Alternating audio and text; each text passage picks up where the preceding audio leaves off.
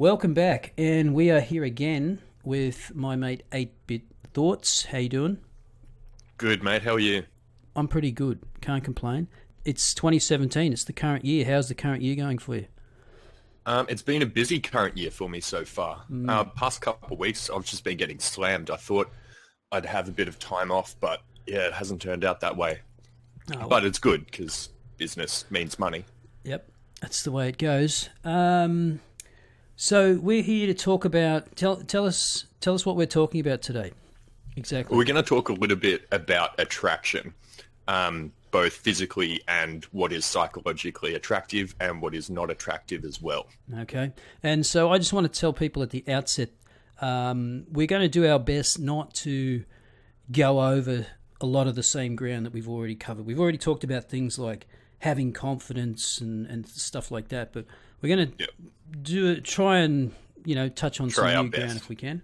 But we might still have to talk about some of that stuff, but hopefully this will be different and you'll get something out of it.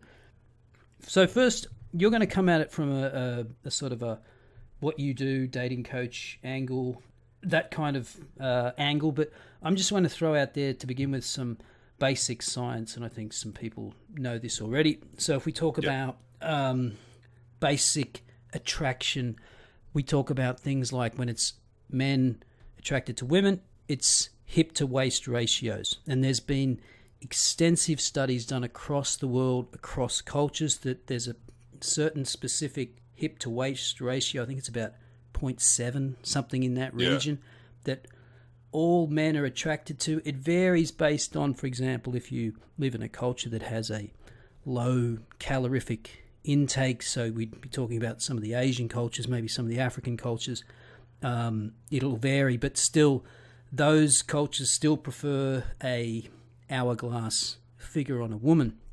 And of course the social constructivists don't like this stuff, that this idea that there could be innate biological reasons for attraction or evolutionary psychological reasons for it. So they want to say it's advertising. It's you see sexy girls on the TV and that's what they make you like, those girls, and so that's what men demand, and it's objectification. It's horrible. So there's a very famous study of congenital blind men. Congenital, if you don't know what that means, it means you're blind from birth. And they gave them basically mannequins to touch and to ask them what they preferred. So these guys are blind from birth. They have no idea what a woman looks like. No idea.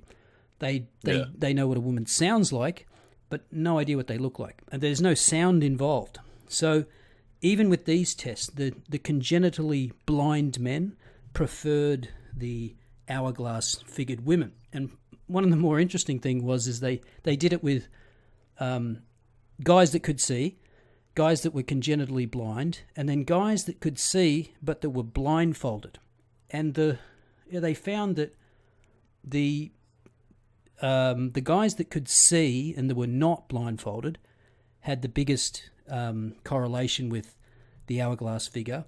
And second was the blind guys. The blind guys like the hourglass figure more than the guys that could see but were blindfolded. So this kind of puts a dent in the whole social constructivist theory that it's somehow it's culture, it's environment, it's patriarchy. It's of course, white supremacy, whatever. Isn't everything? Get out your bigotry bingo card and just read off the labels. So there's some a little bit of science of attraction. There's also things like face symmetry. There's also things like women like height. They also like men that are affluent, and not necessarily affluent, but appear to be affluent. So if you dress well and drive a nice car, even if it's all on credit and you can't afford it, they like that. In fact, I don't know if you knew about this, but I think it was in Canada, they were trying to make it illegal or a form of rape or sexual assault for a man to lie about his level of affluence to get sex. Yeah, I did hear about that. Yeah. What a fucking joke. Isn't Canada just a disaster?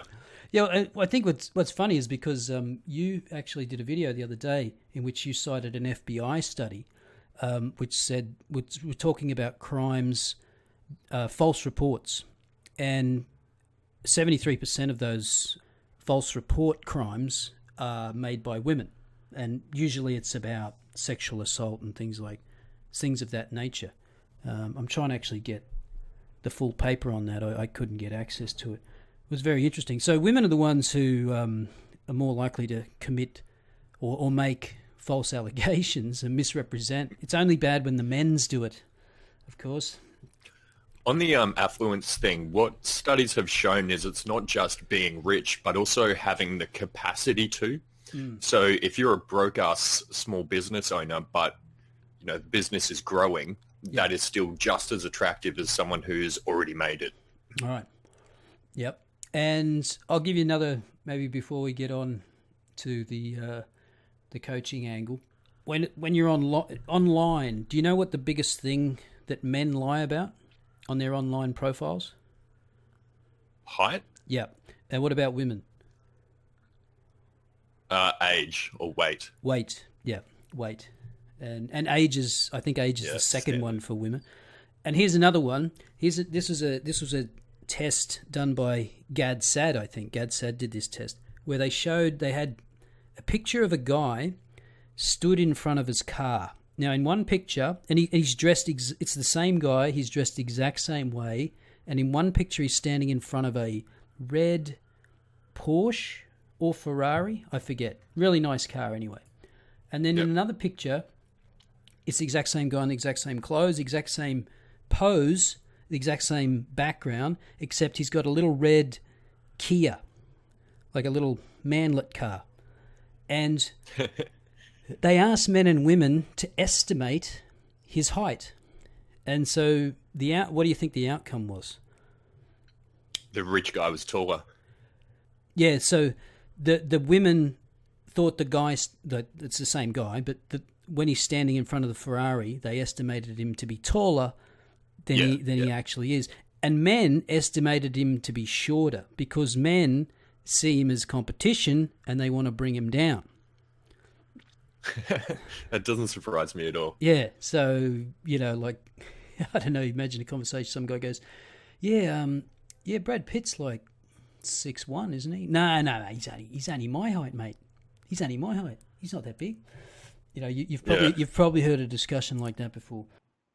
So that's another interesting one. So women are attracted to affluence and height. I think actually there's also studies that show that CEOs and men in high executive positions are often taller than average. If you measured the average height of CEOs, they'd be in the 6 foot range. I think the average height's 5'9", 5'10". So there's that. Yeah, that's about. Maybe I'll leave it there. We could get on to the dating world, the world of the dating coaches and the advisors out there recommend. The alleged experts. The allegeds, yeah. All right, well, a lot of this is anecdotal, so I'm sorry, everyone, but I can't provide citations. But I've been doing this for a long time, so I have seen it time and time again. But the number one thing that is most attractive, as we've spoken about before, is confidence. And when I talk about confidence, I'm talking about core confidence. So situational confidence is me in a car or, me using my computer. Mm-hmm. My core confidence is how I see myself. What's your own opinion of yourself? Do you think highly or, do you not like who you are? Mm-hmm. And people who are really, really happy with who they are, despite having rough edges, are the ones that come across as the most confident. And one of the characteristics of confident people is their ability to be vulnerable. Okay. So I like physics, for example, and I'm not shy about it. I'll happily watch documentaries for hours. It's not necessarily something that is cool, but the fact that I can talk about it with confidence and passion and not be ashamed of it, that is a confident trait. Yep. Now, the opposite of that is when people start pretending to be someone that they're not. So if you're a shy guy and you're pretending to be confident when you're not, you're going to come across as very disingenuous, and it comes across as very needy, and it dries vaginas up very, very quickly. So, yeah, go ahead. One of the other things that is attractive, contrary to popular belief, is having rough edges. No one actually wants to be with anyone that is quote unquote perfect, because the perfect person doesn't exist. So, don't try to become the perfect person. Just accept that you're going to have rough edges. You're going to have things you're shit at. Just accept it and be happy with who you are, effectively. I think one of the worst things you can do as well is think that the other person's perfect, because if you do that, I guess it's a form of... Yeah, you're putting them on a pedestal. There's only one way that can go. You will be disappointed because you will find something that will turn you off. Newsflash, no one's perfect. You're going to find that out sooner or later. Yeah, if you're looking up at her, she's going to be looking down at you. Yeah. So when you spoke of vulnerability, this is really just being honest about who you are. And it's a genuine honesty. It's not a fake honesty. It's not, hey, you can ask me everything, but then tell complete bullshit lies. It's actually, as you said, exactly. I'm into, I play GTA 5. Jesus, what was that? Motorbike outside your house? Motorbike, yeah. Because I think it's a thing you learn. I mean, I learned years ago is that when you take away the power of someone to shame you about something, that's really, liberating. Like, definitely. Yeah, like, I think there was a time when it was a shameful thing to admit that you masturbated. When you're a young kid, like, oh, he wanks, oh, he masturbates. Maybe it's different now, maybe people don't care. It was sort of like, one day you just go, yeah, of course I wank off. And I know you do too. It's not a big deal. And it's actually normal and natural. Yeah, exactly. And it's also about what your intentions are as well. If you're telling someone a story about how you do charity work purely because it came up in conversation and it's something you're passionate about, then that's attractive. If you're telling that same story to try and win them over and get a couple extra points, then that's disingenuous and will be unattractive. Now, if you've got a certain quality about you that someone doesn't find attractive and they're not interested in you because of that, that's just a fundamental lack of compatibility. So that's why I see rejection as such a good thing. It's just screening everyone out for you. Yeah, they're letting you know. Yeah. Yeah, sometimes you have to learn that the hard way, don't you? Because when you're young, you see a girl you like, so you'll do anything to impress her. And doing anything to impress her means being anything that you think she wants you to be when you're not. And so many guys fear rejection like in incredible levels. At the end of the day, nothing happens. You get on with your life. That person gets on with theirs. Yeah, you might be a little bit embarrassed if, you get ousted in public. Yeah. But, 30 seconds later, everyone's forgotten about it and no one gives a fuck. Yeah. So don't be afraid of rejection. Embrace it. I've been rejected fucking thousands of times and I will continue to be. Yeah. I think we brought up before the door-to-door salesman guy. You kind of have to have that mentality, don't you? The vacuum salesman goes door to door, and he only sells one in a couple of hundred. And it's a numbers game. Anyone that tells you that it's not is full of shit. Obviously, the more confident you are, the better your ratio will get. But no one's ever going to be perfect. It's just impossible. You can't be compatible with every single person on the planet. Yeah. Yeah, authenticity is something I've always, in my life, let me talk myself up for a minute. No, fucking here we go. I've always been someone who kind of didn't give a fuck and said things, deliberately incendiary things, a lot of the time to provoke reactions. So I think that's... Yeah. And trying to be funny, usually, is the point. But kind of going for shock value. And it works. And that self-deprecating humor where you're not trying to impress someone by telling them how wonderful you are. You're going, oh yeah, I suck. Sometimes I say I'm going to go for a run and I sit on the couch and watch 4 hours of TV. I watch a season of The Wire or something. Yeah, I do that. Totally. Instead of going, oh yeah, I'm really into fitness. I go running 6 miles a day. Shut up. No, you don't. You're just like everybody else. You have down days and you have up days. And be honest about it. See, 10 years ago, that was me. I was the person who would pretty much do anything to impress people. Yep. And I'd always end up in the friend zone because no one would respect me. I'd be a complete fucking pushover and, never got laid. And it actually took quite a bit of time to go and change that. But, once you can sort of shed those layers of giving a fuck, you can, live a really cool life. Well, there's this thing we haven't talked about before. I don't know if you know about. It's called negging, and so yes. this is a fine line between being honest and being a bit of an asshole, basically. Can you explain what negging is? Yeah, so negging is effectively a backhanded compliment. Like, oh, you kind of remind me of my sister.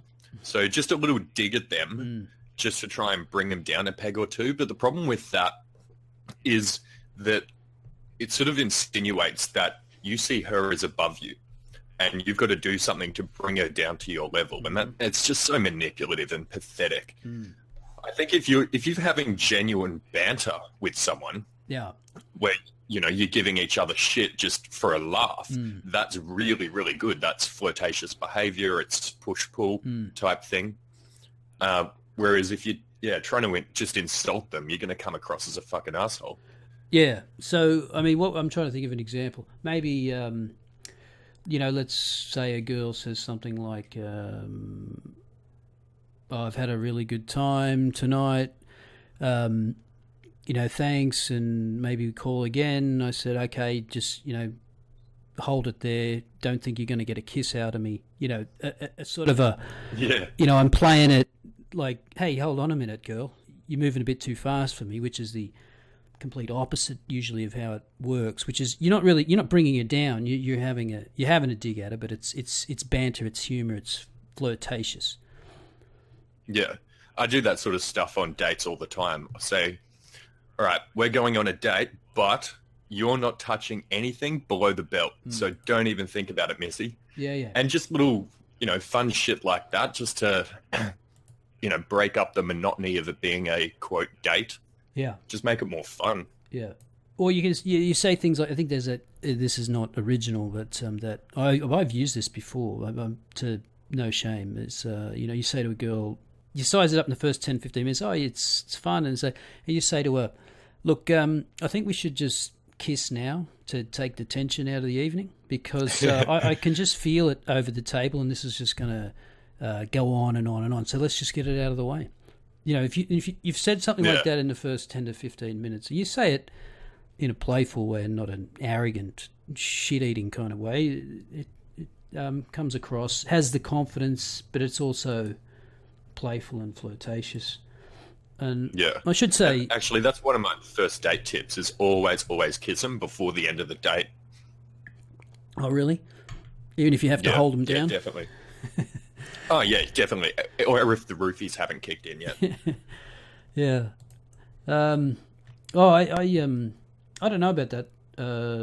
Just anecdotally, I think sometimes, although I'm a little mixed up, I suppose, because Japan's a different scene, and that's where I was for the last sort of 13 years. But sometimes that's fine. But what you find with women is that if you go 3 dates or 4 dates and you haven't made a move, then they think you're not interested in them.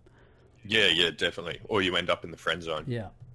So you got to make a move. See, the reason I tell guys to kiss them before the end of the date is because by the end of the date, you kind of there's that expectation there. And what I've seen in a lot of my clients is by that stage, they'll have been thinking about it for so long that they'll psych themselves out. Mm-hmm.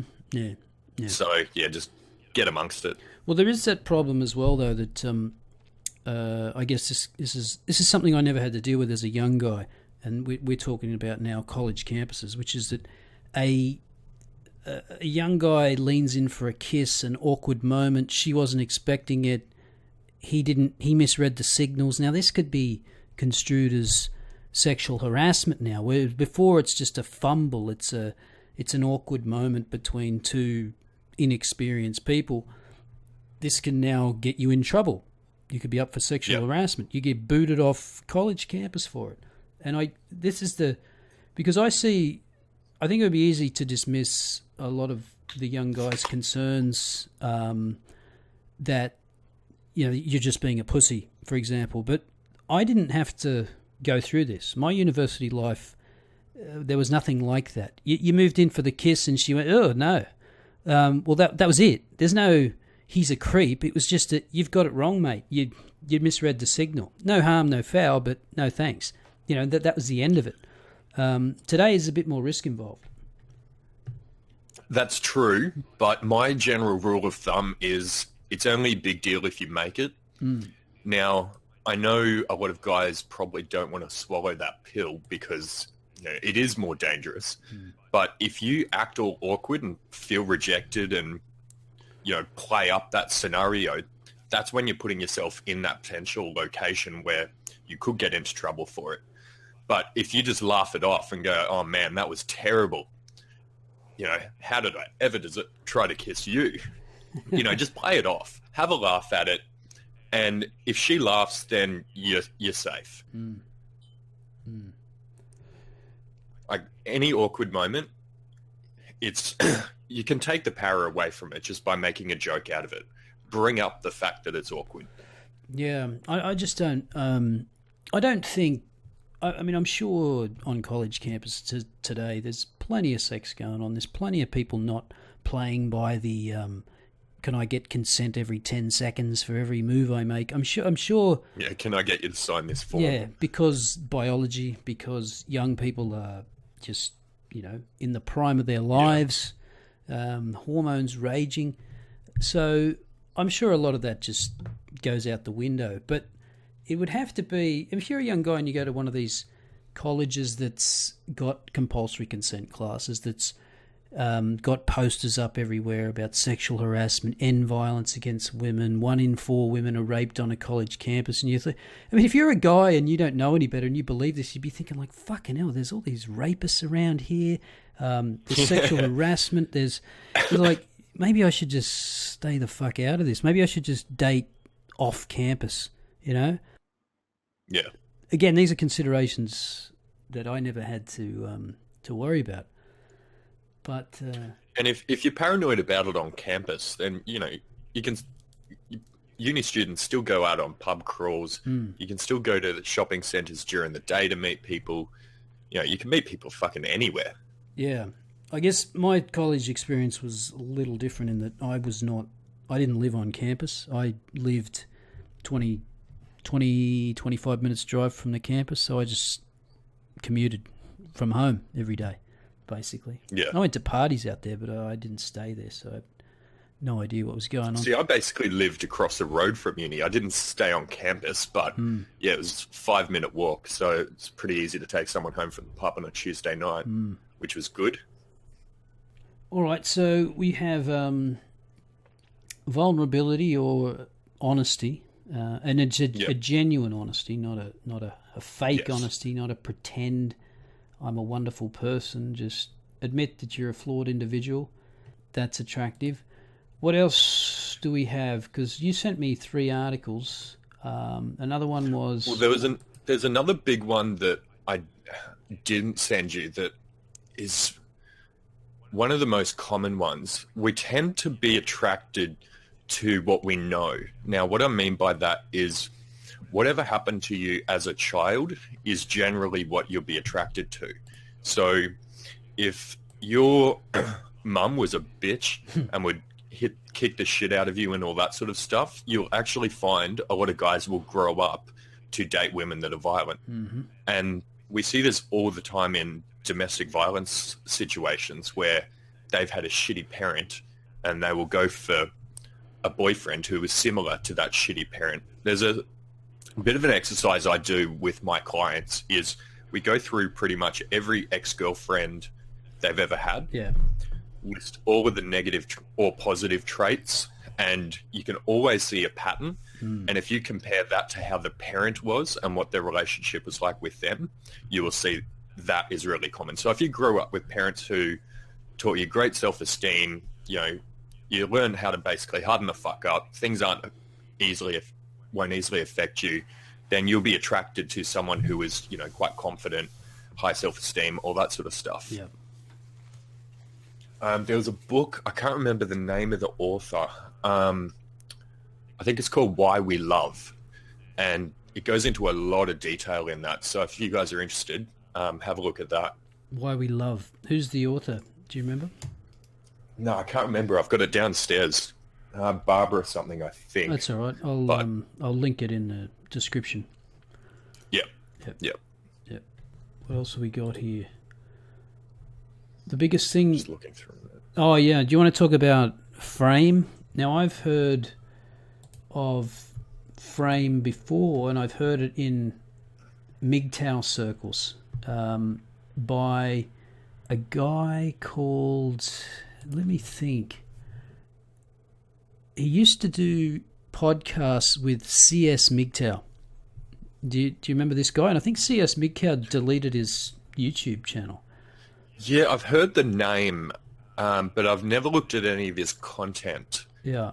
I think I remember Stardust or someone mentioning his name. Well, was it CS MGTOW? No, do you know who Nico Chosky is? Nico Chosky. No. So he was in this sort of circle with CS MGTOW, Nico, and Stardust, and a couple of other people. I think there's a guy called Spetsnaz, and there was Coltane, and some of those guys are still around.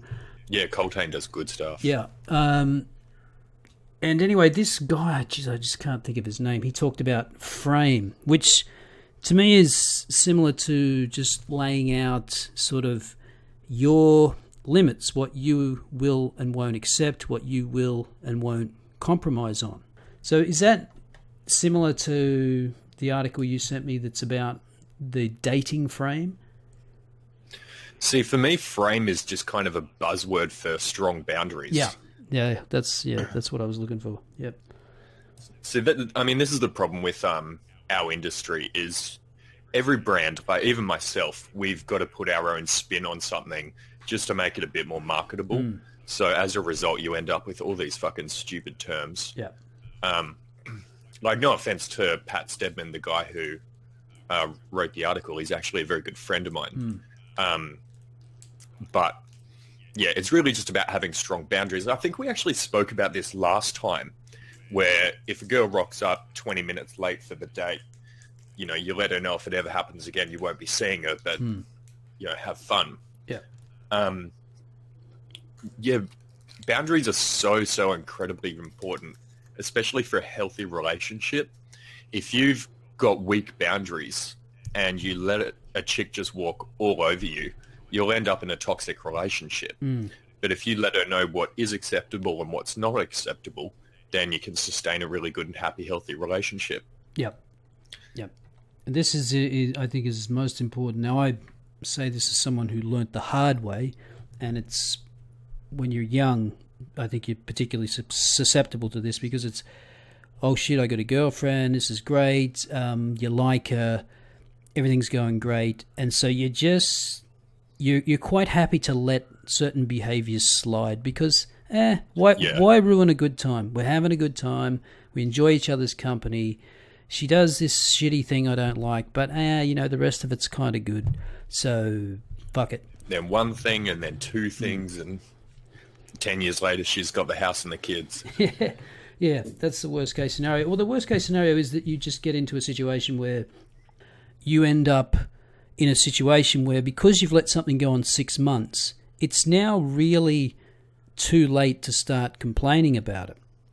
It's not too late in the sense that you should complain about it and you should bring it up, but it's difficult because she understands up to this point that this is fine because you haven't said anything about it. And now you're complaining about it, and this is kind of, well, why are you bringing that up now?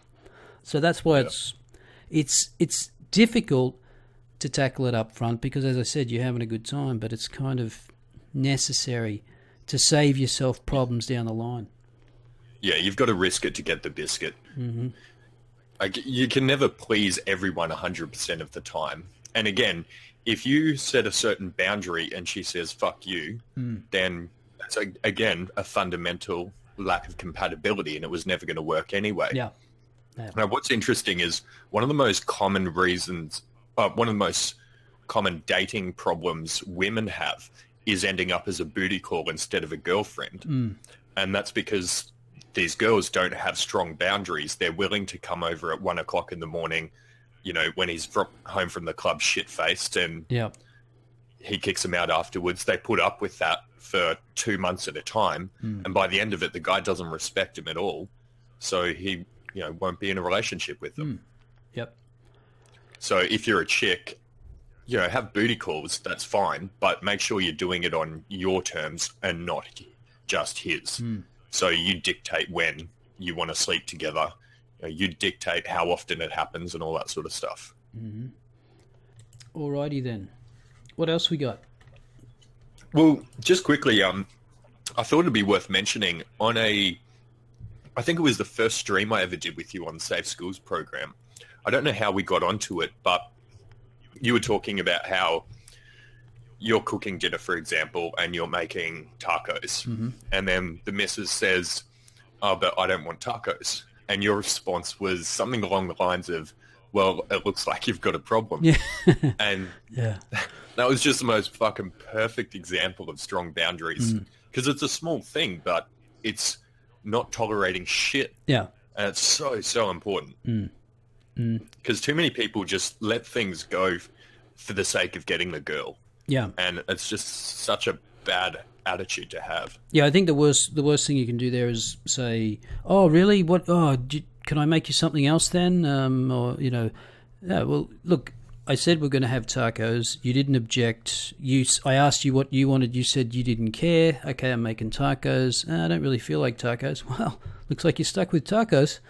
Yeah. You know, that's and sometimes that may or may not be that situation. Could be a shit test, or it could just be someone who's, Snotty little bitch. yeah, or just, yeah, I guess snotty little bitch kind of sums it up, really, doesn't it? Yeah. But how do you deal, or how do you first decipher what's a shit test? How can you tell? Is there any typical shit tests that are common, and what should you do about shit tests? It's pretty much impossible to tell as a guy because we're just not wired the way women are, and we can't read minds like they can, or at least they claim to. But, you know, I think if in any form of shit test, just keep strong boundaries. It doesn't matter whether it's genuine or whether it is a shit test. Just make sure those boundaries remain strong. Because if you don't have, if you've got weak boundaries, she will eventually not respect you and she will leave and go find another guy. And what you'll actually find happens is when you demonstrate strong boundaries, so you do call her out on her shit and say, too bad, you're getting tacos or going hungry. Yeah. Often she will actually be more attracted to you because you've sort of put her in line. You've shown that very masculine trait and it shows confidence as well. So, you know, a lot of guys tend to presume that if they say anything that might upset her, it'll push her away, but it can actually bring her in closer. And not because you're being a cunt to her. You know, you're just saying, you know, this is what's acceptable, this is what's not. Yeah. And it's not even necessarily that it is a shit test. Women do this subconsciously. Before we talked about the negging. Now women do this more than men because they're testing your strength and your resilience and your boundaries. Yeah, exactly. They do more of that, and it's a natural thing to them. They don't even necessarily know it's they're doing it. biology. Yeah, it's something that men do far less of because we're not usually testing that aspect of a woman's personality out. But for them, it's important to test it out on us. Yeah, definitely. It's funny, I've kind of got this theory that men look for much more nurturing traits. And I think that, like, let's say a guy gets man flu and it's fuck. I hate having man flu. I nearly kills me every time. If I've got a chick who's willing to like look after me and sort of nurse me through it, I find that really, really attractive, and I think that's quite common for most men out there as well. Yeah. I mean, it would make sense evolutionarily wise. Yeah, well, I mean, that's the natural role, isn't it? I mean, women are, for all the talk about, women don't need no man, and of course women today are able to be financially independent. They don't need men for that, even though, a lot of women who aren't, who are financially independent end up being so off the government, which is funded largely by men. Single mothers, for example. But they don't need it, but they still like it. So here's an interesting study about the little bit of study that there is on sort of stay-at-home dads, that women in those marriages where they earn more than their husbands were more likely to get divorced. Yeah, it doesn't surprise me. Because they look at you and go, well, what are you bringing to this again? Now, this is, of course, if you looked at it in pure equality terms, it's unfair because men don't view women that way, but women view men that way, even in the age of equality. Why? Because biology, because evolutionary psychology. This is the way we've evolved. You're supposed to be the provider. I'm not saying that this is the way it should be. I'm just saying this is the way it has been. This is the way it's evolved. And so it's no surprise that when women sort of find out, like, wait a minute, I'm earning all the money here, or most of the money, or whatever, and you're doing domestic chores, which I could probably pay someone else to do. Why are you here again? Whereas a man would never question that about a woman. Like, he wouldn't be saying, like, he would value the fact that she's looking after the kids and taking care of the house. But for her, yeah, definitely. For her, she doesn't value that. She values the provider. Now, of course, not all, and some women are perfectly happy to have man stay-at-home husbands or whatever. I'm sure that works fine for some people. But I just thought it was interesting that study had shown that. So it's just a problem with the social constructivists. They always run into biology and evolutionary psychology. Well, it's funny you mentioned that because I read a study a couple of weeks ago. I just shot you the link in the chat, called The Paradox of Declining Female Happiness by the National Bureau of Economic Research in the States. And it basically said that the more women are in the workplace and doing less at home and all that sort of stuff, the more miserable they become. Yeah, there's certain caveats, I think. Maybe you have to send that to me again. For some reason, I can't find it.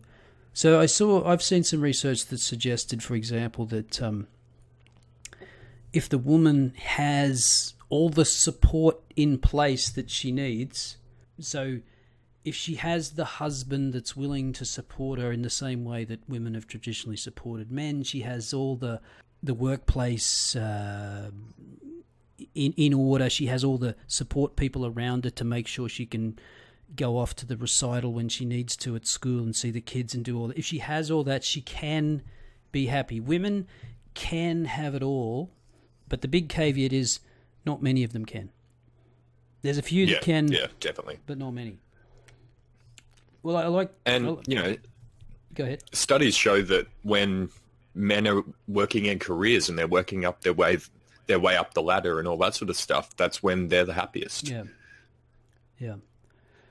It just amazes me that all these fucking social justice warriors are fighting against biology, and all it's doing is making everyone more miserable, but they continue to push it. Yeah, and I think that the problem is that they think like, oh, we just need to do it for longer. We just need to do it harder. I mean, that's what they did in the Scandinavian countries for so long, and recently, I think it was last year, that a female feminist came out in Norway and said, we just have to stop. Can we just stop this? Can we just talk honestly about the difference between men and women? We've been doing this for 20 or 30 years or whatever they've been doing. They've been pushing, have all this funding to get women into engineering and whatnot. But they, for some reason, and they get like a little bump every time they throw one of these programs, but they can't get more than 10% of engineers in Norway as women. They just won't go into it. You get a bump one year up to 15%, and then it just falls back when the funding dries up. They just can't move the needle. And of course, when you're an ideologue and you're filled with an ideology, you just keep hammering away. It doesn't matter if the nail's not there. It doesn't matter if you smash through the paling, the piece of wood, and there's nothing left, and you're just hammering on the ground. It doesn't matter anymore. You just keep hammering and hammering and hammering. You just need to do more of it. But, this woman actually had the wherewithal to turn around and go, maybe we should just stop all this, just accept that there's differences. So there is some people willing to look at that. But I think... Yeah, see, at university, I studied to be a pilot. I studied aviation. And there was a big, big push to get women into the industry.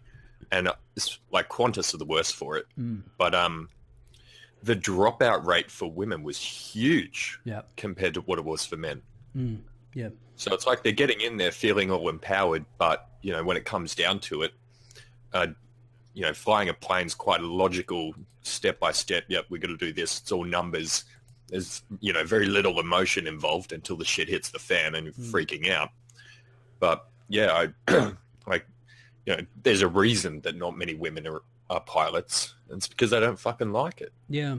It's interesting. I worked in a university for 6 years in Japan where we had a pilot program. And actually, I worked at the university in Japan. I think there's only 2 in Japan that have their own on-campus hangar and their own planes. So they've got it's a separate campus off the main campus, but their campus is basically at the local airport.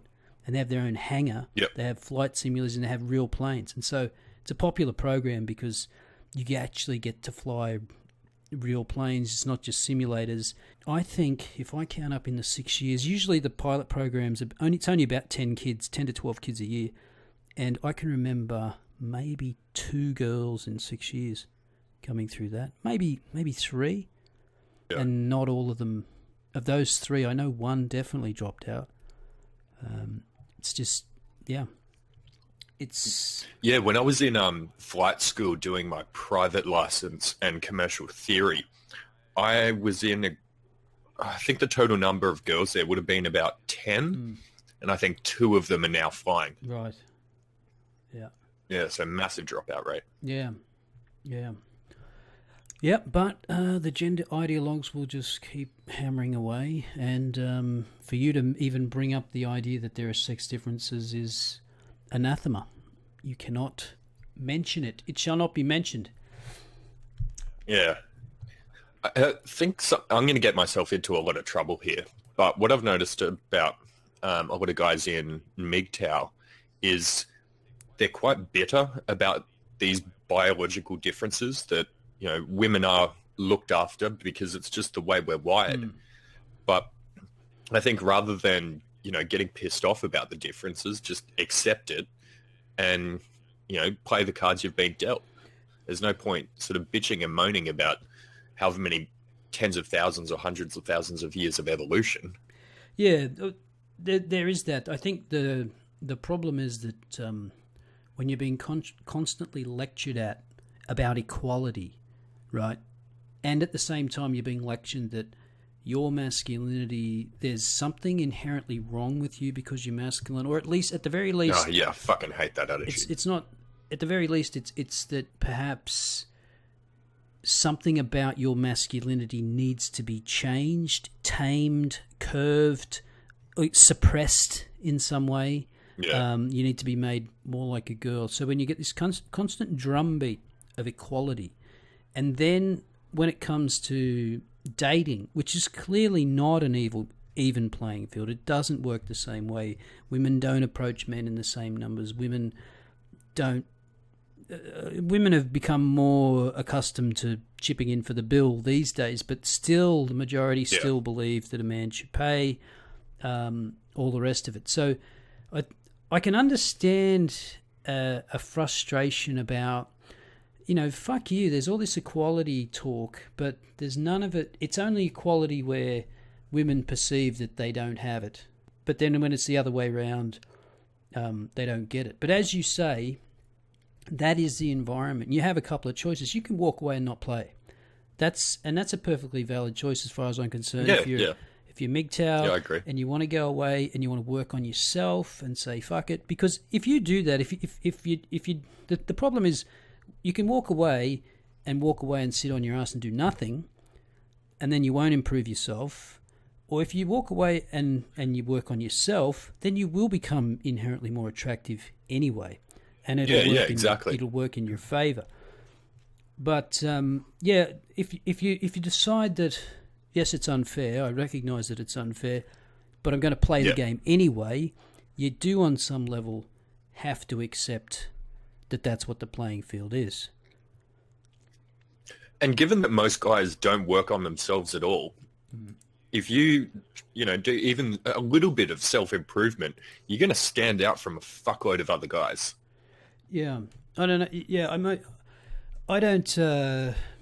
Like I said, I've been overseas for so long, so I don't really know. I mean, do you have a group of friends in which there are girls, and do they? I mean, what's their number one complaint? Men are completely emotionally absent, or what is it? Can you boil it down or to a couple of things or not? I think it's probably more just men don't communicate as well. Yeah.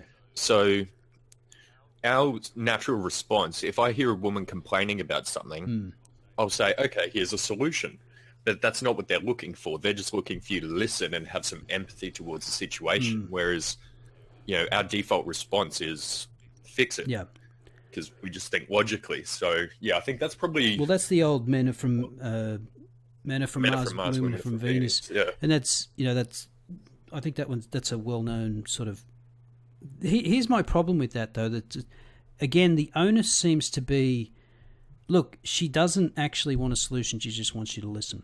Okay, but I don't just want to listen. There has to be some point where a man can say, yeah, you know what? I'm willing to listen to you sometimes, but quite frankly, again and again and again, nah.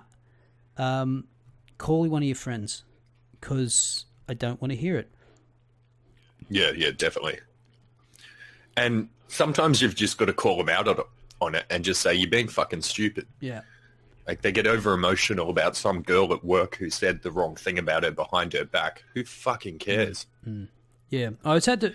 And yeah, go ahead. If you do something like that and you say, look, I just don't want to hear it because you're being stupid, you set that boundary, and she's not going to try that again. She'll find a friend to call. Problem solved. I mean, you don't want to be an arsehole. But I did see someone the other day say, one guy said, because he said, look, don't try and mind read and pretend and figure out if she just wants you to listen or she actually wants a solution. This guy said, is this one of these situations where you want me to just listen? And she goes, yeah. And he goes, okay. And then he knows. It's like he just sits there and go, yes, okay, yeah, that's terrible. Oh, yes, I understand. And see, here's my problem, and it's because I find that absolutely fucking pointless. I find it self-indulgent. I find it dishonest, because what you're essentially asking me to do is agree with you, right? You're going to give me a situation that happened to you at work where someone was mean to you. I've got your side of the story. I don't know the other side, and you want me to sit there and agree with you. Now, I guess it's not just women that do this.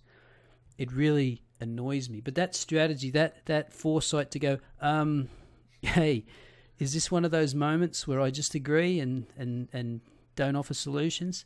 Yeah, okay then. Well, that comes back to the honesty thing again. So with you, you'd turn around and say, I just don't want to hear it, politely. But if you're the type of guy that does have a lot of empathy and does feel those emotions and you're happy to go through it, then that's fine as well. Just be honest about it. If you're just listening for the sake of her happiness, weak boundaries. Yeah. So... yeah, well, I mean, I guess I'd have to say that just saying I don't want to hear it every time is not good, because there's going to be a time when I want to talk about something, and then she would be completely within her rights to turn around and say, well, I don't want to hear it. So I think it's I would be saying... And it's circumstantial as well. I mean, it depends on the situation. It depends on how often it's happening. It depends on how big of the issue is. It's sort of the hard part about giving relationship advice is there's never a black and white, cut and dry, one case fits all solution. So, yeah, you've got to play it by ear. Yeah. Alrighty then. What are we coming up to here? We are 53. You've got any final thoughts for the crowd? Any 8-bit thoughts? I think the biggest one is just embrace rejection. I think that's the first thing that most guys need to get past is just this inherent fear of getting rejected. So I wouldn't really teach this to my clients nowadays because I'm a better coach and I can deal with it. But if you're a guy who's not seeing a coach, go out with a bunch of mates who want to go out and meet girls. You don't have to be any good at it, but once a month, go out and just spend the entire night intentionally getting yourself rejected. Because if you walk into a group of 10 girls and have them all call you a piece of shit for something you said, now don't be a complete cunt. That's not what I'm saying. But just say something that is obviously going to get rejected. Yeah. Rejection becomes nothing. Like I had one girl say, if you talk to me one last fucking time, I'm going to call my boyfriend, get him to kick the shit out of you. Saying hello to a girl after that was not so bad. Yeah, it's not the worst thing in the world to be rejected. And yeah, I mean, I guess it's, as you say, the problem with being rejected is if you build it up, because we've all had those situations where maybe it's not a night out. It's let's say there's a store you go to all the time, and there's a girl that works there, and you see her all the time, and you've seen her for weeks and weeks, and it's months now and months, and you've never seen her with a boyfriend. You've never seen her texting anyone with a smile on her face, and you think, and you start imagining all kinds of scenarios, and I wonder what she's like, and where does she live, and does she have a boyfriend or not? And then you start imagining that you're taking her out and all this. You've built a whole story. You've built a relationship in your mind. And so then one day, if you actually get the guts up to speak to her, you're almost like, if she says no, then she's just killed a multi-month relationship that you had in your mind, and it's a huge rejection. So I think there's something about getting it over and done with up front. Yeah, exactly. Yeah, I'd avoid that situation by saying something the first time you meet her. Like it's never... don't get me wrong. I obviously do a lot of day game where I'm approaching girls on the street, giving demonstrations and all that sort of stuff. I still get butterflies in my stomach, but I'm not crippled with fear anymore. Yeah. It's more of an excitement than it is holy fuck, this is going to be so bad. It's going to be so embarrassing. Usually it's just sorry, I've got a boyfriend, or I'm in a rush. That's usually as bad as it gets. Yeah. Well, just make sure you don't go to Nottingham in England and try that, because it could be a hate crime.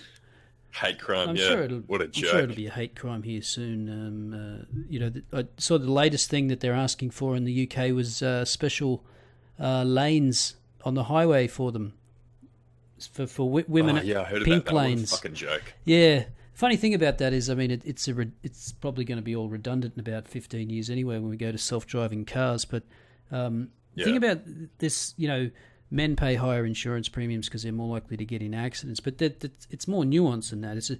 Men are far more likely to be in a high-speed accident where there's serious injuries and death because men are aggressive. And just as there are many more male geniuses, there are many more fucking idiots at the other end of the spectrum who do stupid things. Yeah, exactly. But apparently women get in far more fender benders, and this is due to their less developed spatial reasoning. So, women are more likely... You wouldn't need a study to tell me that. Yeah, I mean, women are more likely to scrape the car up against the wall in a car park going around the corner, or hit another car, or back into another car, or hit a door. So women are actually more likely to get in those. But of course, those accidents, they're less costly. They don't cost as much to the insurance agency, and there's generally less sort of damage done. Yeah, it doesn't end up on the news. Yeah, so there's that. But the idea, could you imagine the ridiculousness of just having a lane on a highway for women. Imagine how much that would just slow the traffic down. It's just horrendous. Yeah, but imagine how empowering that would be for them. Oh, God. Yeah. I mean, what else can you do at this point? Just wrap them up in cotton wool and never let them outside, and just so life can't happen Well, to that's them? the goal, isn't it? Oh, I think so, yeah. I mean, just get your... The problem is, though, if you actually moved to a system where you completely segregated everything, and then you actually had the gumption, although I don't think men have the gumption to do this, say, okay, you have to fund yourself. I mean, I've got no problem saying that, but it seems our politicians don't. Okay, girls, you can have your own country over there, you're half of the country or whatever you want, and it all has to come out of your pocket, all of that stuff. Very quickly, they would sort of say, nah, I think we'll be fine with it. I think we'll be fine with the way things are. Yeah. Yep. All right. We've hit an hour, 59 minutes now I'm looking at it. So, anything else? We done? Do you want to do a bit of a Q&A next time if we've got some questions? Oh, yeah. Yep. Sure. You can. You will. I will post this up tomorrow, and you can repost it on your channel, and maybe I'll ask for questions. We'll ask for questions right now. So, if you've got questions for the dating coach, if you've got questions for me, even though I don't know anything about that stuff, I just have personal anecdotes, but I know a bit of the... Oh, I reckon you'd do all right in my industry. I know a bit of the science anyway, but if people have questions, fire them in the comments section of my video, or 8-Bit, he's going to post this on his channel later, so got any questions, and maybe we can get back in a couple of weeks or something, and do a Q&A. Good idea. Beautiful. Good one. All right, mate, thanks for coming on. All right, well, thanks for having me again. Yep. All right, see you, mate. See ya.